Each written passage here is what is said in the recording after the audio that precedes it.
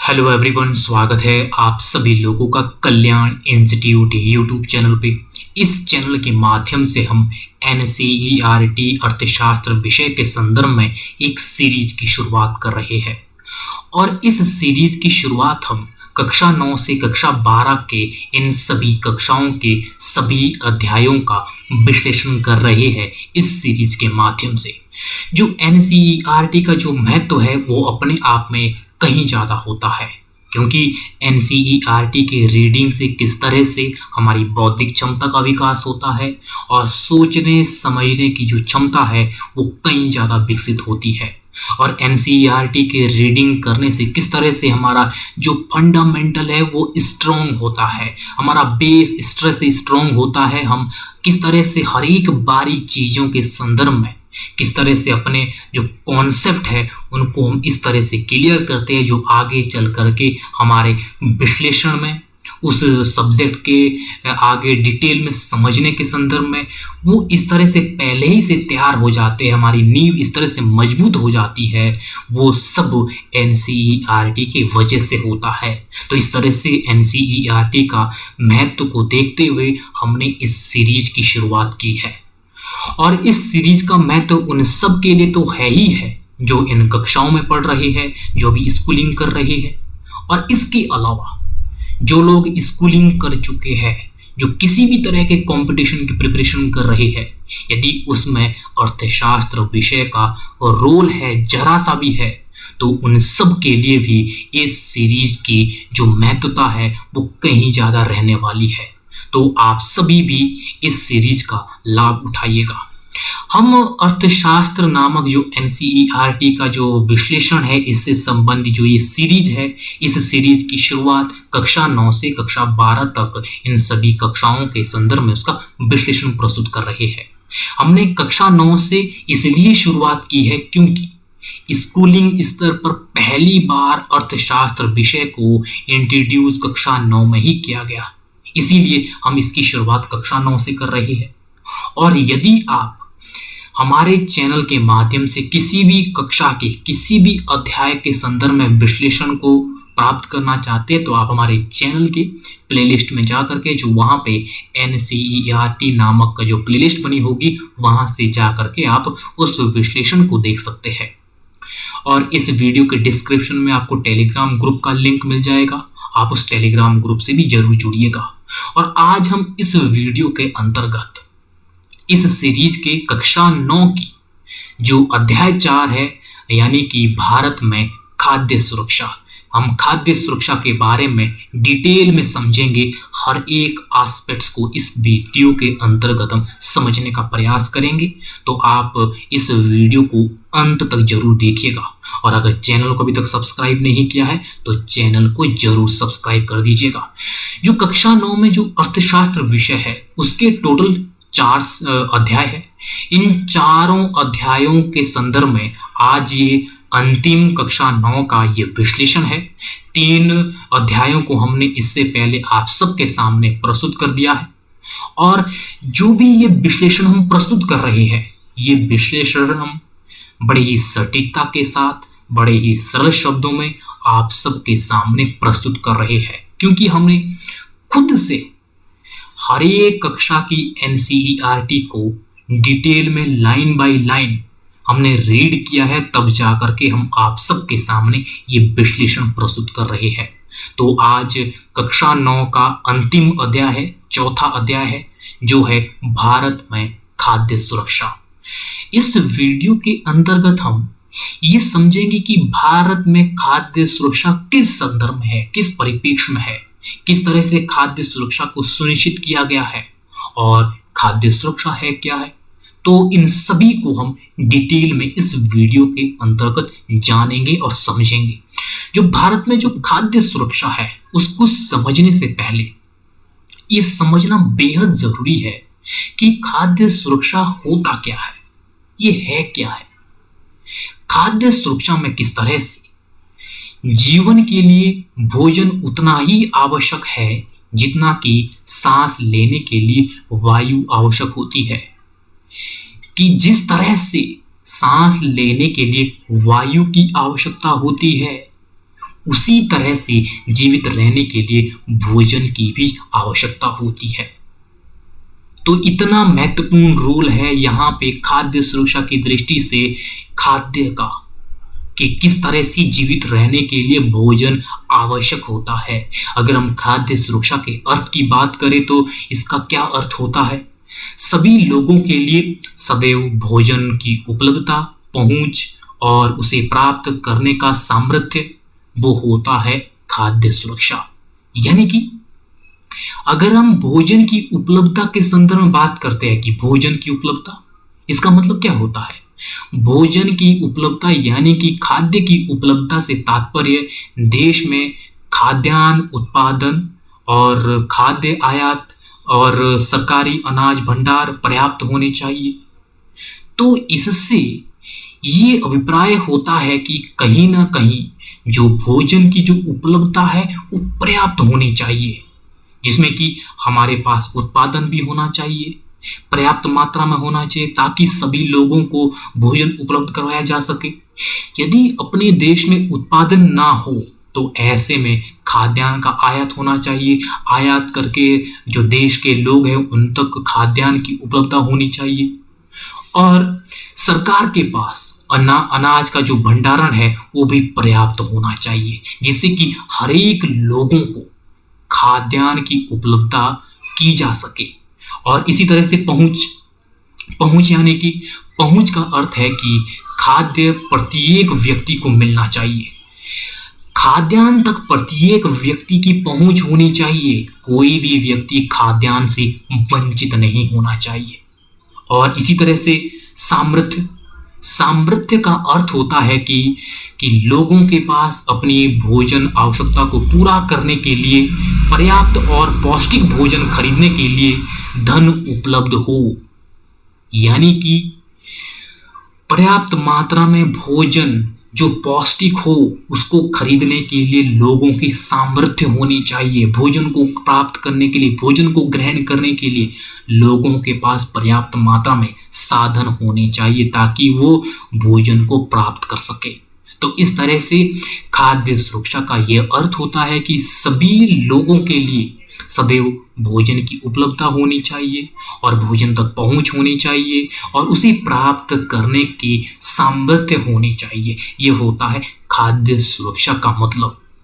अगर हम ये जाने कि किस तरह से जो ये खाद्य सुरक्षा है, इस खाद्य सुरक्षा की जरूरत क्यों होती है, क्यों आवश्यकता महसूस होती है खाद्य सुरक्षा की? आवश्यकता इसलिए महसूस होती है क्योंकि समाज का अधिक गरीब वर्ग हर समय खाद्य असुरक्षा से वो ग्रसित होता है। जो समाज का जो गरीब वर्ग है, गरीब तबका है, वो अपनी खाद्यान्न जरूरतों को पूरा नहीं कर पाता है। वो हर समय खाद्य असुरक्षा से ग्रस्त होता है। इसीलिए देश में खाद्य सुरक्षा की जरूरत महसूस की जाती है।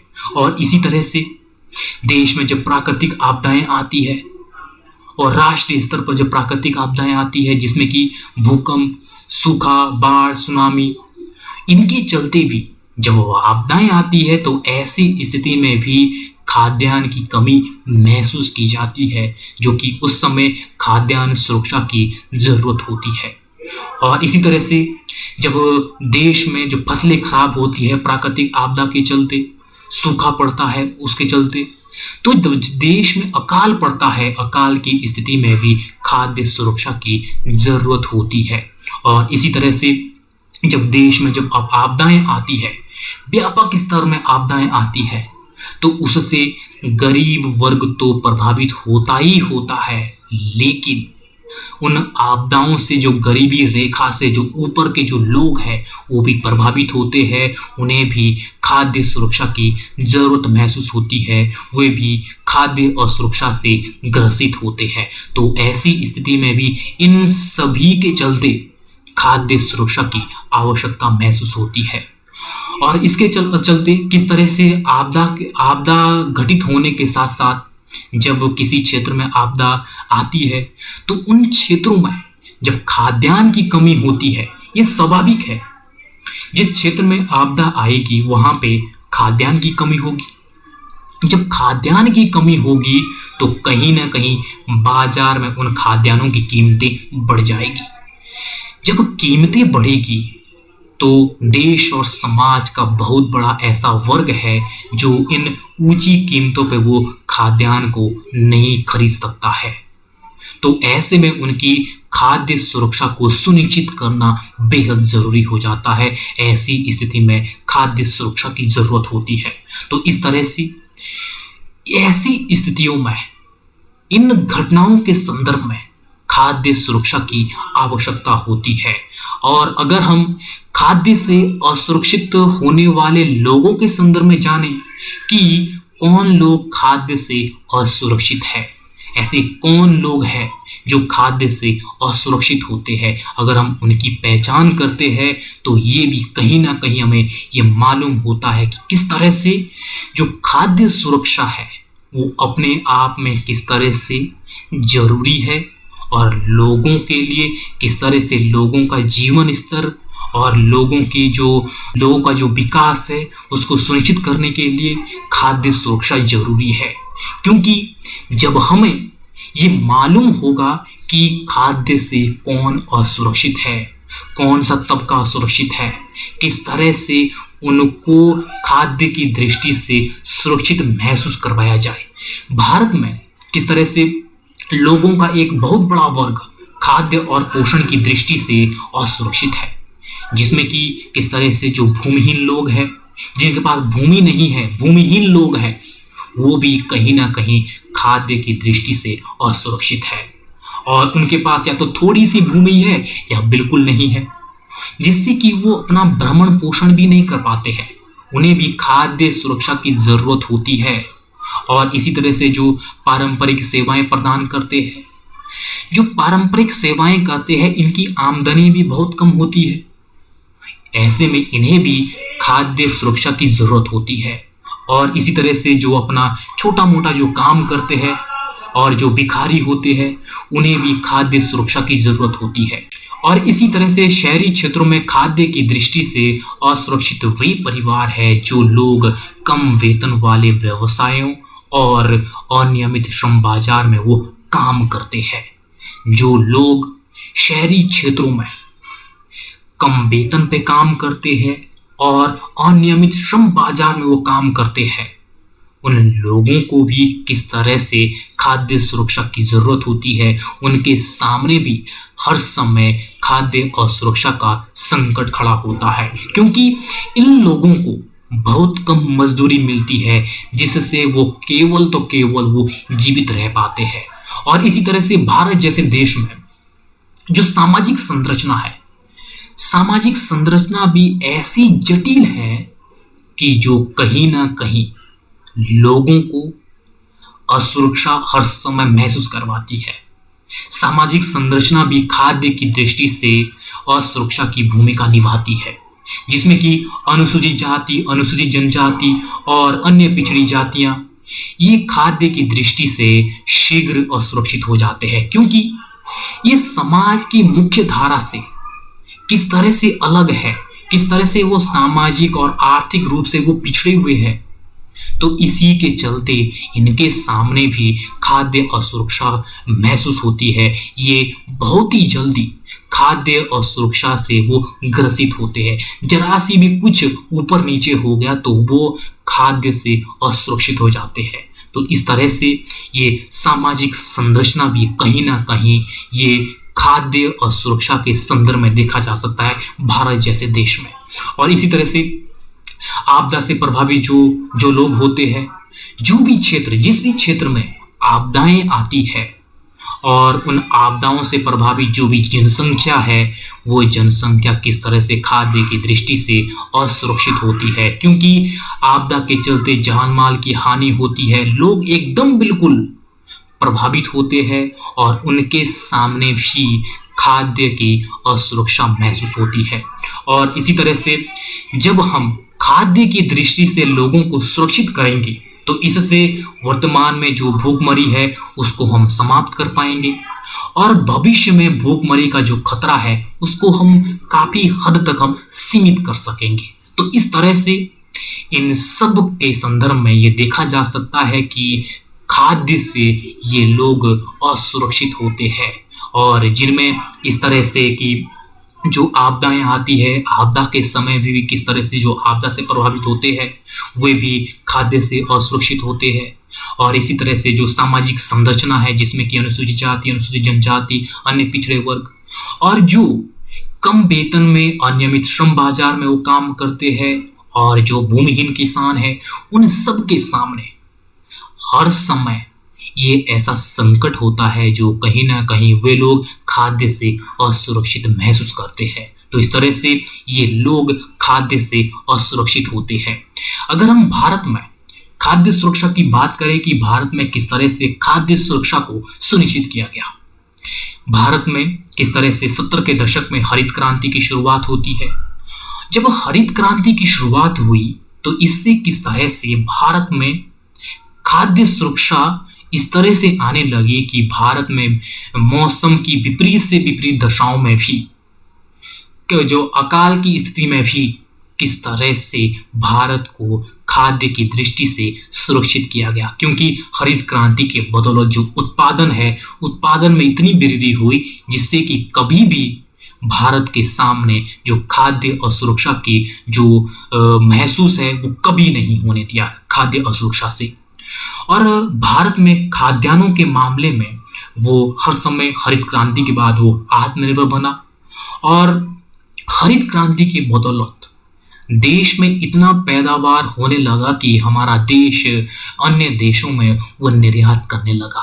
और जो ये व्यवस्था है खाद्य सुरक्षा, इसको हम दो घटक में समझ सकते हैं, जिसमें कि एक तो है बफर स्टॉक, एक है सार्वजनिक वितरण प्रणाली। किस तरह से इन दो घटकों के जरिए जो भारत में जो खाद्य सुरक्षा है उसको सुनिश्चित किया गया, जिसमें कि जो ये बफर स्टॉक है, बफर स्टॉक भारतीय खाद्य निगम के माध्यम से सरकार द्वारा अधिप्राप्त जो अनाज है, जिसमें कि गेहूं और चावल है, उसका भंडारण किया जाता है। बफर स्टॉक के तहत अनाजों का भंडारण किया जाता है, और भारतीय खाद्य निगम अधिशेष उत्पाद वाले राज्यों में वो किस तरह से किसानों से गेहूं और चावल को खरीदते हैं, और किसानों को उनकी फसल के लिए वो पहले से कुछ घोषित जो कीमतें होती है वो कीमतें दी जाती है, और इस मूल्य को हम किस तरह से न्यूनतम समर्थित कीमत या इसको हम एमएसपी कहते हैं। तो इस तरह से इस एमएसपी के माध्यम से जो भारतीय खाद्य निगम है ये किसानों से उनका जो अधिशेष उत्पाद है उनको वो खरीदता है और इसको वो भंडारण करता है, और जब जरूरत होती है देश में तो जरूरतमंद लोगों को उनको सस्ती दरों पे उपलब्ध करवाया जाता है। और जब सस्ती दरों पे उपलब्ध करवाया जाता है वो किस तरह से सार्वजनिक वितरण प्रणाली के माध्यम से होता है। सार्वजनिक वितरण प्रणाली किस तरह से, इसमें भारतीय खाद्य निगम द्वारा जो अधिप्राप्त जो अनाज है सरकार विनियमित राशन दुकानों के माध्यम से समाज के गरीब वर्गों के बीच वो वितरित करती है, और जिसे सार्वजनिक वितरण प्रणाली कहते हैं।